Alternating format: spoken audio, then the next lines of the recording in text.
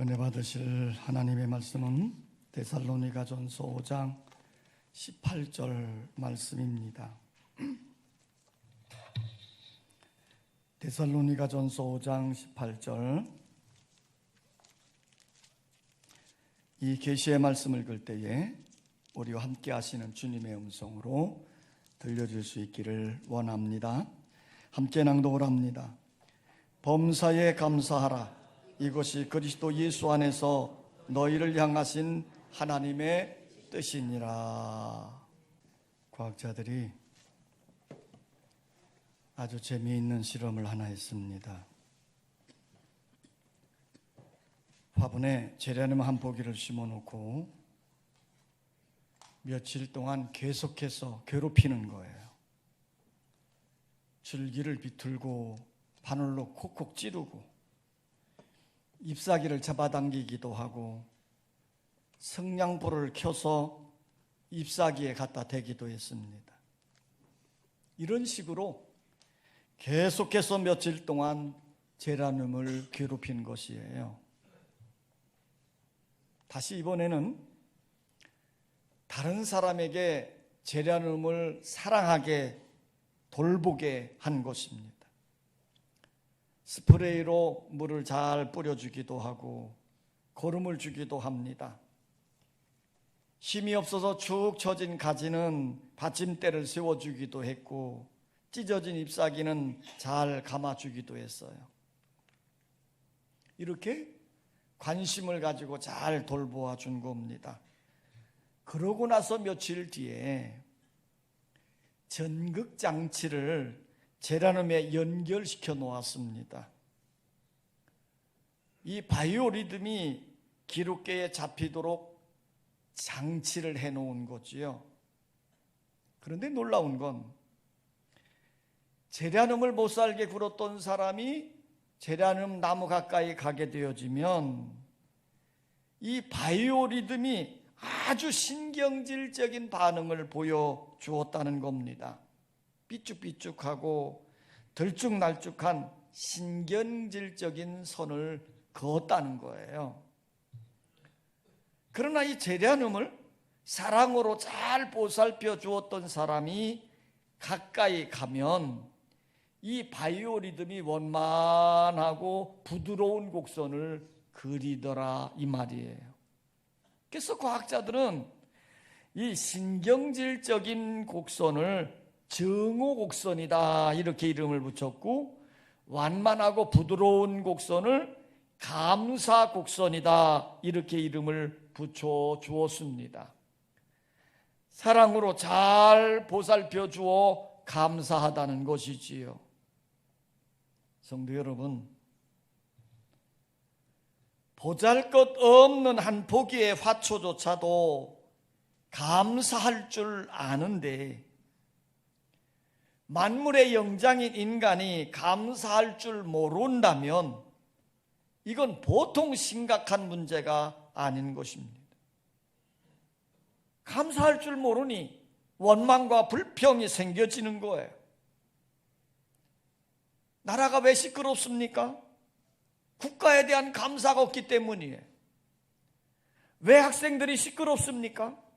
학교에 대한, 선생님에 대한 감사가 없기 때문입니다. 왜 가정에서 자녀들이 부모에게 반항합니까?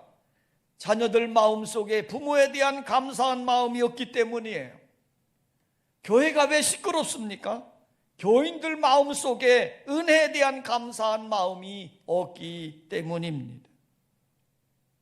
우리 마음속에 감사한 마음이 없으니 자연스럽게 원망과 불평이 싹이 트게 되는 거예요. 그러나 우리 마음속에 감사한 마음으로 가득 채워지게 되어지면 모든 원망과 불평은 사라지게끔 되어져 있습니다. 그러기에 감사한 마음을 가진 사람들이 기쁨으로 봉사할 수 있는 것이지요. 베다니에 사는 마리아를 보십시오. 그는 원래 가난한 집안에서 생활하는 여인이었습니다. 그런데 이 여인이 예수님이 십자가에 달리시기 전에 자신이 귀하게 보관하고 있던 300데나리온이나 드는 비싼 향유를 깨어서 예수님 발에 부어드린 거예요. 그리고 자기 머리카락으로 예수님의 발을 씻으신 겁니다. 이 비싼 향유를 어떻게 예수님께 부어드릴 수 있었을까? 한 데나리온이 그 당시 장정 하루의 품삯이었답니다. 이 향유의 값은 300데나리온으로 장정이 1년 꼬박 일해야 모을 수 있는 엄청난 금액이지요. 그런데 이 비싼 향유를 예수님의 발에 부어드릴 수 있었던 것은 이 마리아의 마음속에 예수님을 향한 사랑과 감사의 마음이 가득 있었기 때문입니다. 감사하면 헌신할 수 있는 거예요. 사도 바울의 경우도 마찬가지입니다. 사도 바울은 복음을 전하면서 참으로 감당하기 어려운 많은 일들을 겪었습니다.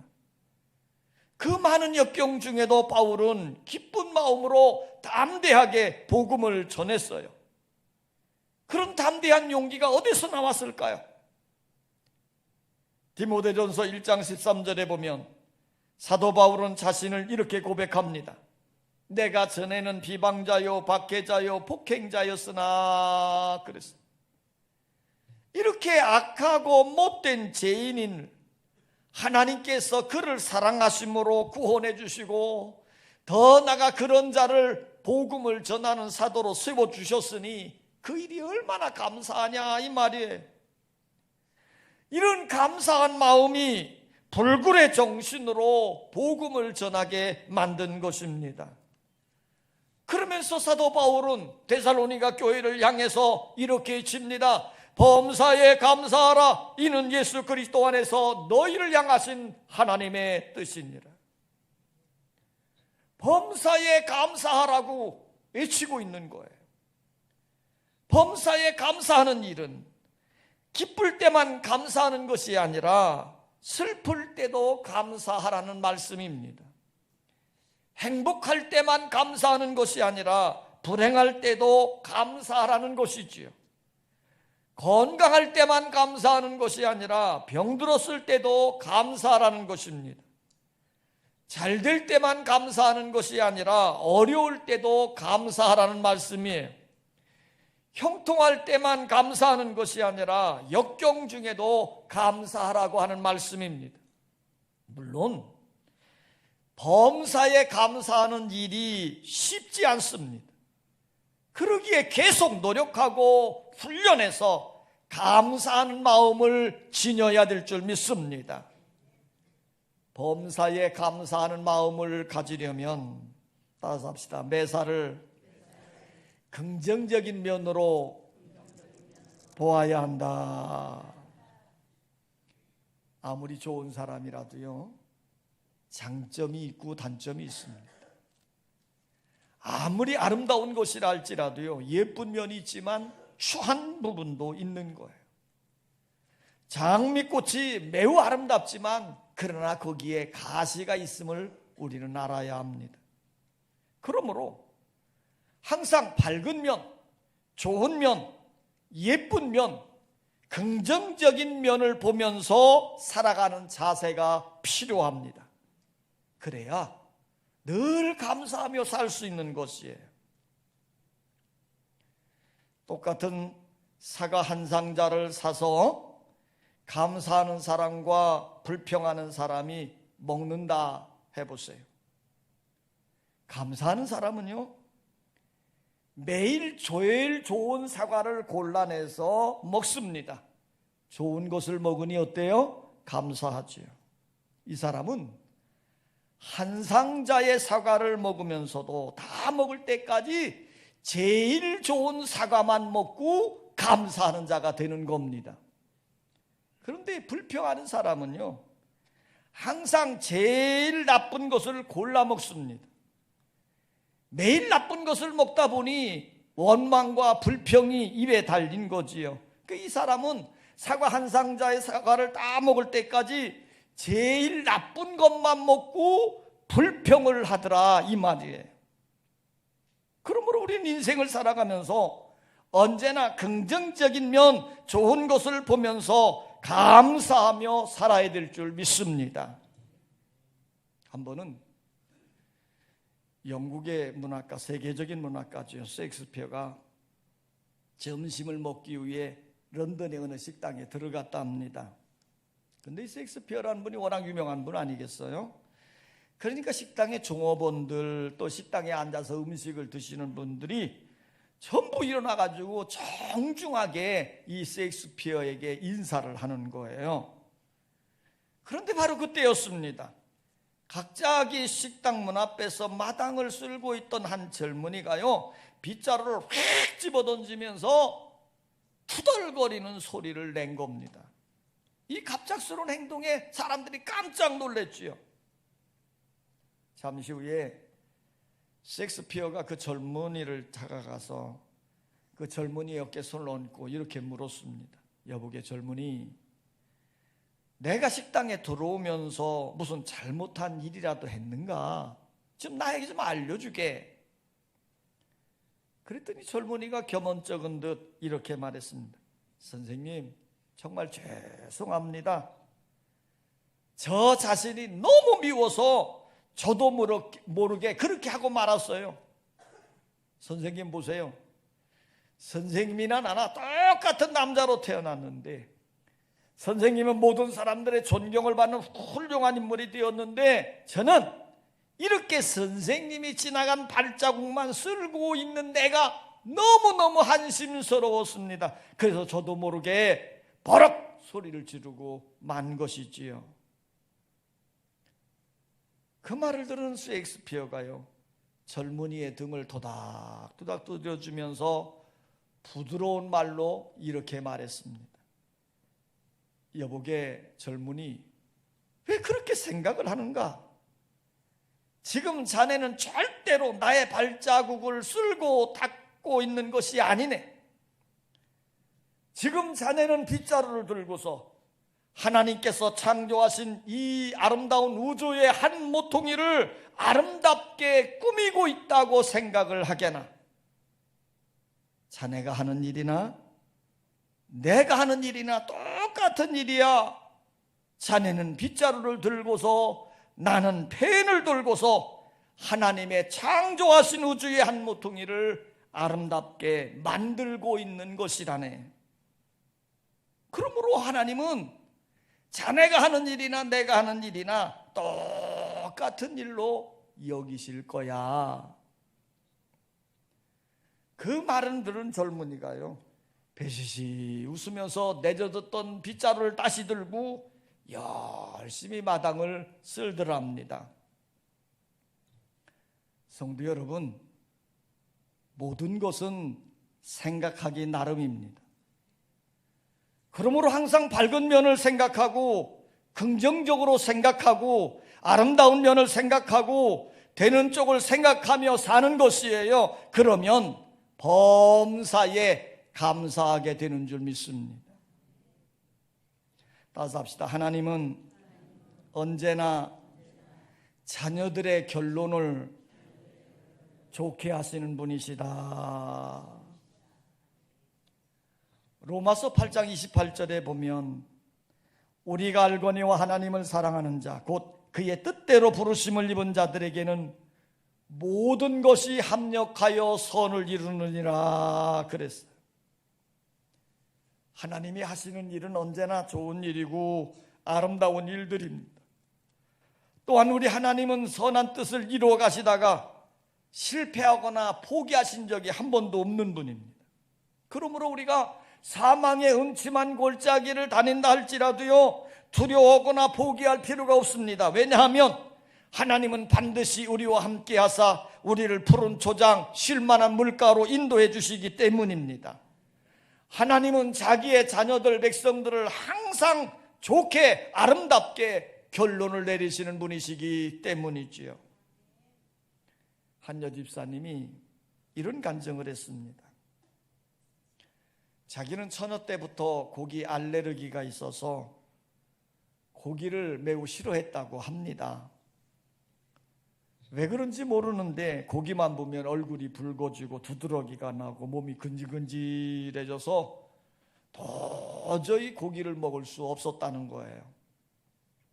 결혼을 해서도 자기가 고기를 먹을 수 없으니 자연히 식탁은 채식 위주의 식탁이 꾸려졌겠지요. 그 일 때문에 가족들로부터 많은 핀잔을 듣기도 했답니다. 그런데 이제 나이가 50살이 넘고 나니 지난 일들을 가만히 생각해 보면 하나님의 은혜가 얼마나 감사한지 모른다는 거예요. 왜냐하면 시댁의 식구들을 보면 50살도 넘기지 못하고 요절한 사람들이 몇 명 있더라는 겁니다.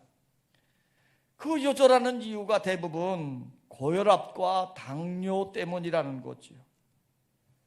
콜레스테롤이 높아가지고 시아버지도 일찍 죽고 남편의 형제들도 일찍 죽었다는 거예요. 그런데 자기의 남편은 최근에 병원에 가서 종합진단을 받았는데 50살이 훌쩍 넘었는데도 불구하고 혈압도 정상이고 당뇨도 정상이고 콜레스테롤도 정상이라는 거예요. 아주 건강하다고 판명이 났습니다. 그래서 이 여집사님은 고백을 하는 겁니다.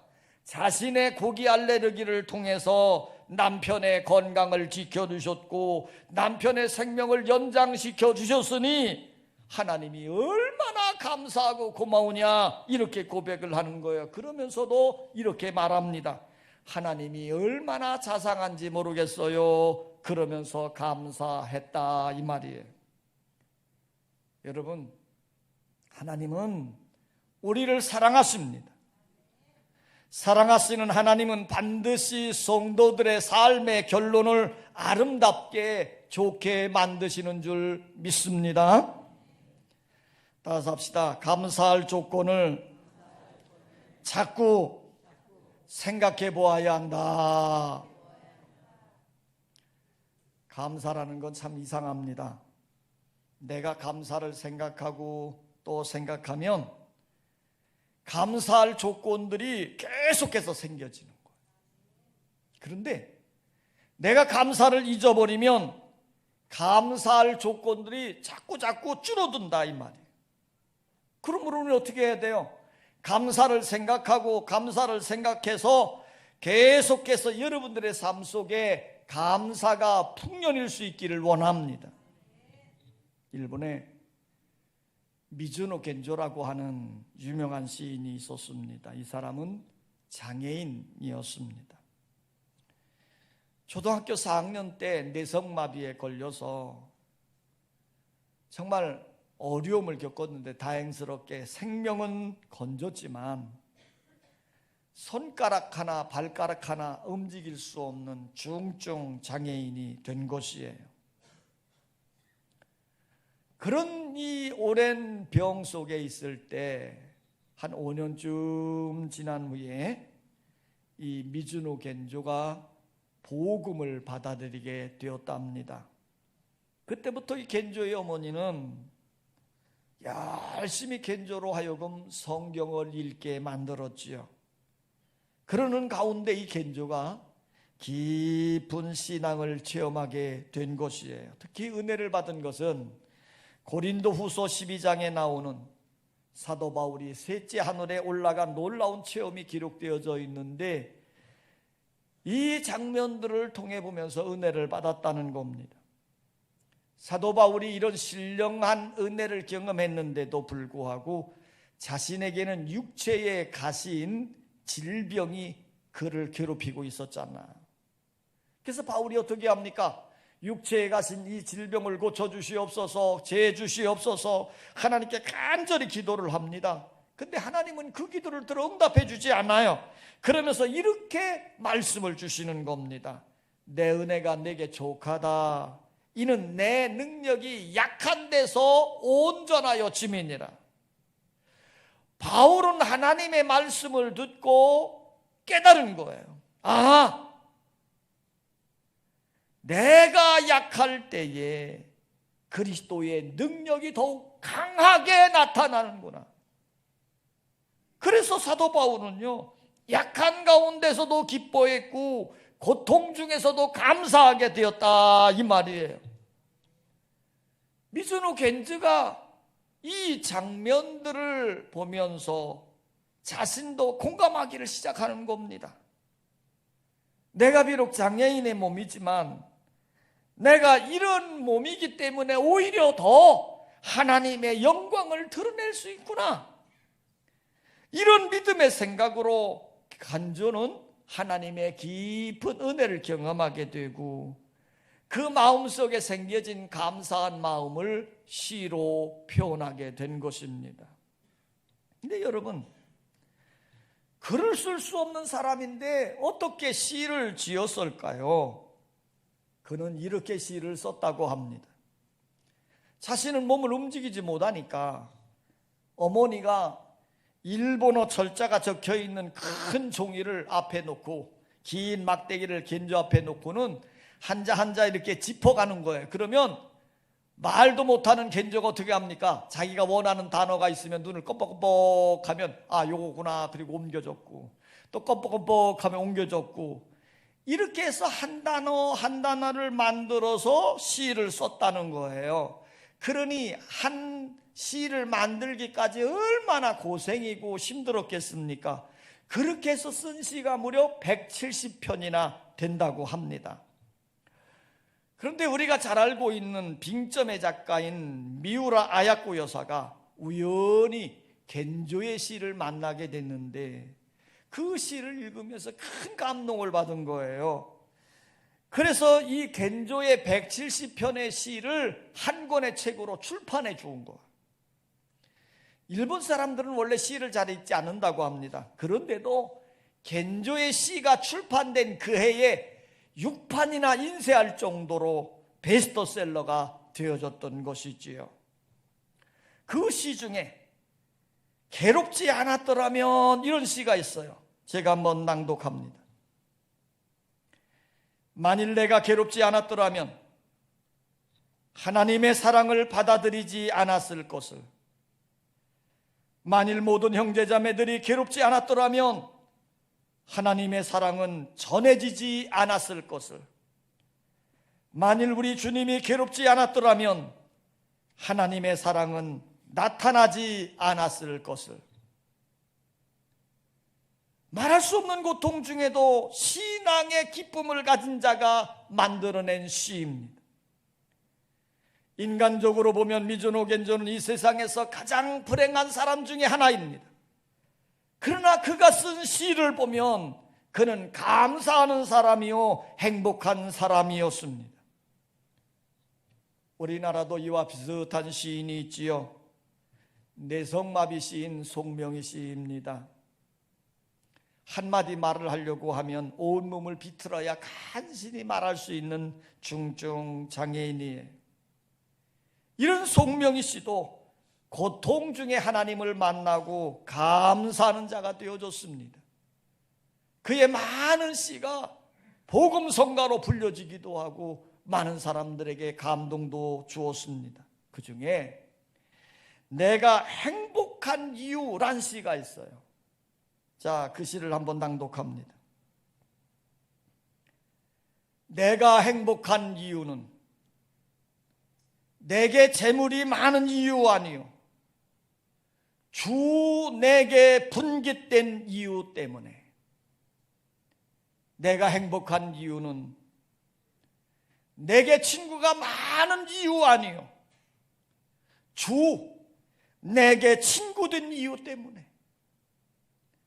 내가 행복한 이유는 내게 영광이 많은 이유 아니요 주 내게 기쁨된 이유 때문에. 송명희 시인은 행복한 사람이었습니다.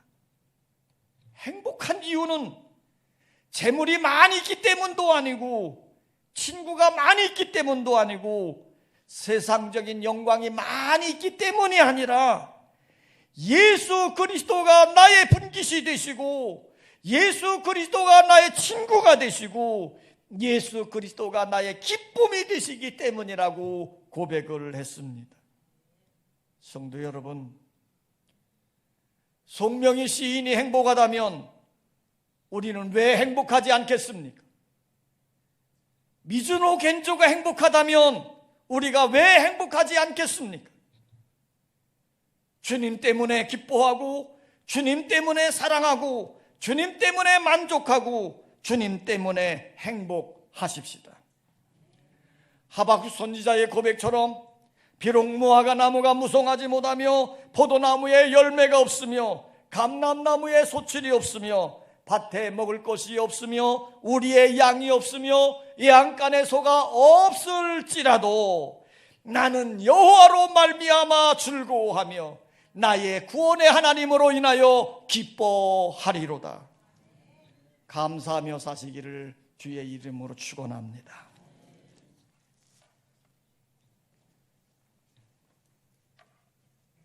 우리에게 감사절을 명하고 감사절을 지키게 하신 아버지 하나님, 주님의 크신 은혜와 사랑에 감사를 드립니다. 우리가 지금까지 살아온 것도 하나님의 은혜였고, 우리가 지금까지 잘 살고 있는 것도 하나님의 복이었습니다. 우리로 하여금 깨닫는 은혜를 허락해 주셔서 늘 감사하며 찬송하며 기뻐하며 살게 하여 주시옵소서. 하나님께서 우리에게 감사절을 명한 이유는 우리가 살면서 감사하고 행복에 겨워 살도록 하기 위해서였습니다.